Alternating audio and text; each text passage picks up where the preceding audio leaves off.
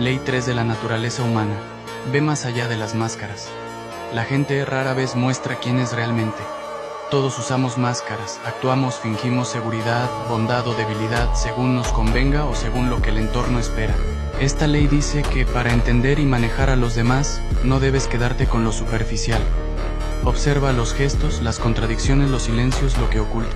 Si aprendes a leer más allá de lo que alguien dice o aparenta, podrás ver sus verdaderas intenciones, temores o deseos.